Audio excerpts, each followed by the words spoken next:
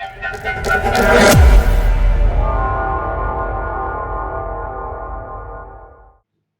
hi guys, today let's talk about meningitis.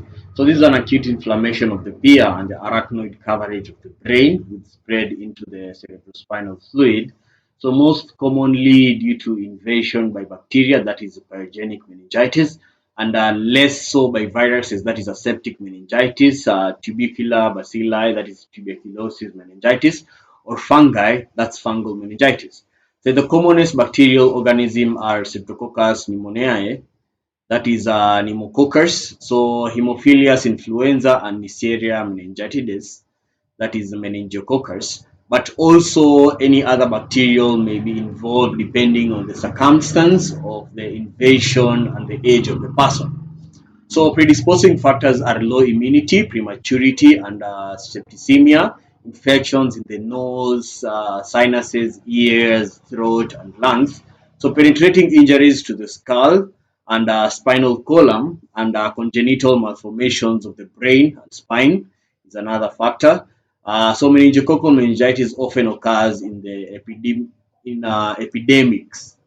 So clinical features include neck stiffening, positive Craig sign, altered level of consciousness, persistent severe headache, fever, vomiting, convulsions, photophobia is the most common feature.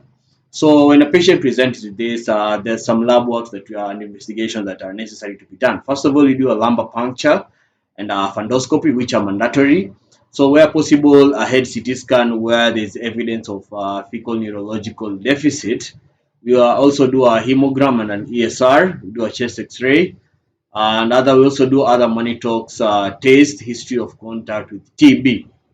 So management when seizures occur, we stop seizures by giving IM or IV diazepam 0.3 milligrams per kg or 0.5 milligrams per kg start rectally, and you repeat this if the seizures continue. We prevent seizures by giving phenobarbital 3 to 6 milligrams per kg, IMBD or TDS 3 to 6 milligrams per kg per day orally. In cases of coma, we keep the airway clear and suck out secretions that are present. Nurse the patient on our side, turn every 2 hours. We give oxygen via nosoprong, 0.5 to 1 liter per minute. We also give IV fluids if it's necessary. We also observe for vital signs and carefully every 2 hours until the patient is awake. Um, we do follow up for progress by taking temperature and pulse, assessing neck stiffness in Craig's signs, maintain fluid and electrolyte balance levels. We ensure patient is passing out urine well.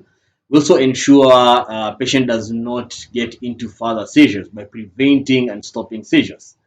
We also give dexamethasone 4 milligrams IM or per oral TES for 72 hours in patients to reduce sequelae of meningitis such as deafness, and we also carry out physiotherapy for the patient to help relieve the neck stiffening.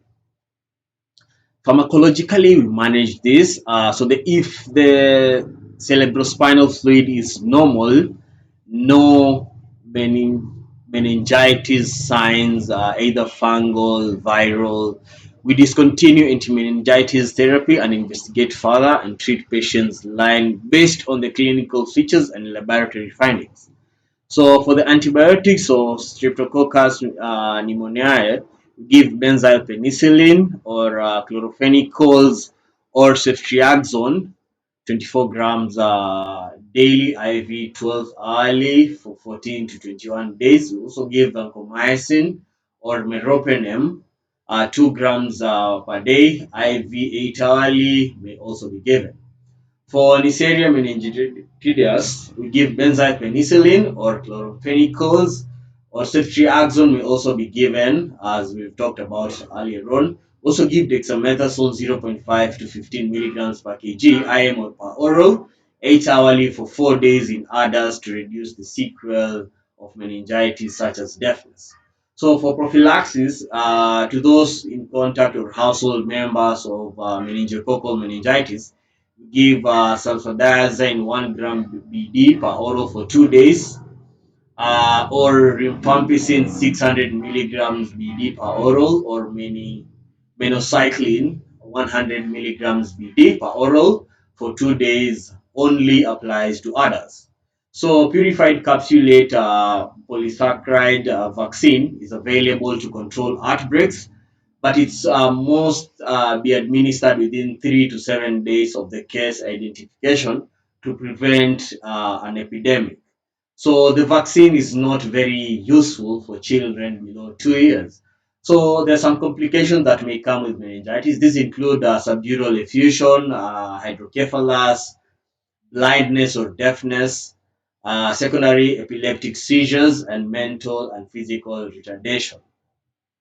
Thank you. I bet you've understood more about meningitis and you can be able to manage the condition way better.